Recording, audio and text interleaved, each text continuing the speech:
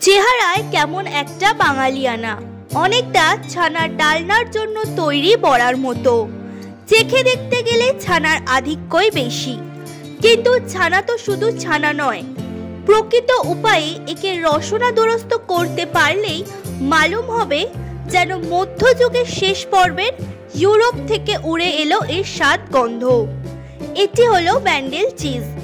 নাম শুনেই বোঝা যাচ্ছে এর উৎপত্তি স্থান সম্পর্কে। তাহলে চলুন জেনে নিই এর ইতিহাস সম্পর্কে। আইবেরীয় উপদ্বীপে সমুদ্রের ধারে পর্তুগাল দেশ আর পশ্চিমবঙ্গে গঙ্গার তীরে ব্যান্ডেল শহর। দুই মহাদেশের ব্যবধান হলেও খাদ্যাভ্যাসে রয়েছে মিল। ভাস্কো দা গামা ভারতের পশ্চিম উপকূলে পা রাখার প্রায় 100 বছর পর বাংলায় পর্তুগিজের আনাগোনা শুরু হয়। গঙ্গার তীরে কুঠি নির্মাণ করেন তারা। শক্ত ঘাঁটি গড়ে ওঠে হুগলিতে। 1599 সাল নাগাদ ব্যান্ডেলে পর্তুগিজরা তৈরি করেন বাংলার প্রাচীনতম গির্জাগুলির একটি, যা ব্যান্ডেল চার্চ নামে পরিচিত। এই শহরেই ব্যান্ডেল চিজ নামের এক সুস্বাদু খাবারের জন্ম হয়। পর্তুগিজরা যখন প্রথম গাঙ্গেয় বদ্বীপে বসতি স্থাপন করে, তখন বলা হয় যে তারা 3টি জিনিস চালু করেছিল। এর মধ্যে প্রথমটি ছিল ছানা, যা দুধে টক পদার্থ যোগ করে তৈরি করা হতো। দ্বিতীয়টি ছিল ঢাকাই পনির, একটি ভাজা পনির যা রেনেট যোগ করে দই তৈরি করা হতো এবং তারপর বাঁশের ঝুড়িতে রেখে শুকানোর জন্য ঝুলিয়ে দেওয়া হতো। এবং তৃতীয়টি ছিল লবণ নিরাময় করা ব্যান্ডেল পনির। তবে প্রাচীন ভারতে দুধ কেটে ছানা বের করাকে অপবিত্র মনে করা হতো, তাই ছানা তখন কেউ খেতেন না। এরপর পর্তুগিজ বণিকরা রান্নার কাজে নিয়োগ করেন স্থানীয় লোকেদের। তারা দেশীয় আর পশ্চিমী পদ্ধতি মিশিয়ে নানা রকম খাবার রাঁধতেন। সেখানেই ছানা বানানোর উপায় আবিষ্কার করেন তারা। আরো অনেক পরীক্ষা নিরীক্ষার পর ব্যান্ডেল চিজ তৈরি হয়।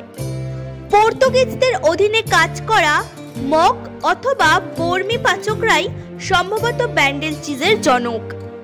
ইউরোপিয়ানদের মধ্যে পর্তুগিজরা আগের দিকে বাংলায় এসেছিলেন, কিন্তু এখানে শক্তপোক্ত আধিপত্য ধরে রাখতে পারেননি।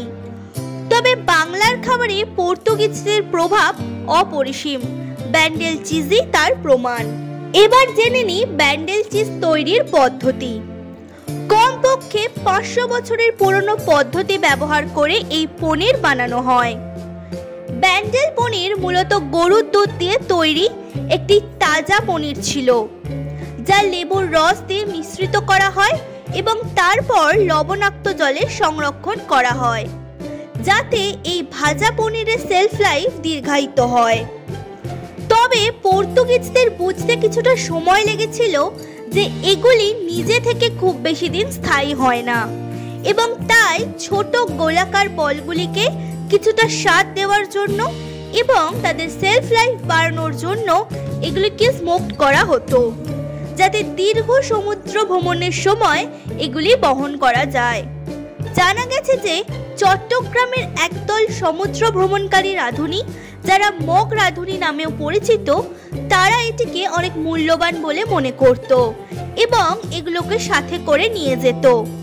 এগুলি কেবল রাতভর মিষ্টি জলে ভিজিয়ে পরিবেশন করা হতো, যাতে কিছুটা লবণাক্ত স্বাদ থেকে মুক্তি পাওয়া যায় এবং পনিরকে কিছুটা হাইড্রেট করা হয়। এই পনির সাধারণত 2টি প্রকারের হয়, একটি প্লেন এবং অন্যটি স্মোকড। স্মোকড জাতটি বাদামি রঙের এবং এটির একটি ক্রাস্ট থাকে। অন্যদিকে প্লেন জাতটি কোনো ক্রাস্ট থাকে না এবং এটি সাদা রঙের হয়।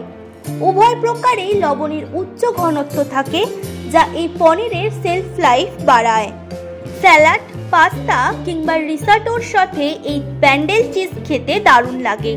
শুধু রান্নায় নয়, পানীয়র সঙ্গে একেবারে সোজাসুজিও এই চিজ খাওয়া চলে। তবে এর উৎপত্তি ব্যান্ডেলে হলেও এখন আর তৈরি হয় না সেখানে। এই চিজ এখন তৈরি হয় তারকেশ্বর এবং বিষ্ণুপুরে। কলকাতার ঐতিহ্যবাহী বিভিন্ন মল এবং দোকানে নানা ধরনের চিজ মিলবে। তবে ব্যান্ডেল চিজ খুঁজে পাওয়া সম্ভব নয়। নিউ মার্কেটের দুটি দোকান প্রজন্মের পর প্রজন্ম ধরে ব্যান্ডেল চিজ বিক্রি করে আসছে। এগুলি হলো জে জনসন এবং মল্লিক অ্যান্ড সন্স। দু রকম ব্যান্ডেল চিজই পাওয়া যায় সেখানে। Danish blue cheese, Dutch Adam কিংবা পনিরের মতো ব্যান্ডেল চিজের খ্যাতিও এখন সারা বিশ্ব জুড়ে। নিজস্ব সংবাদদাতা, সংবাদ শিরোনাম। মানুষের পাশে, মানুষের সাথে আমরা আছি এই বাংলাতে। আপনারা দেখছেন সংবাদ শিরোনাম। দেখলেন তো অনেক কিছু, এবার দেখুন নতুন কিছু।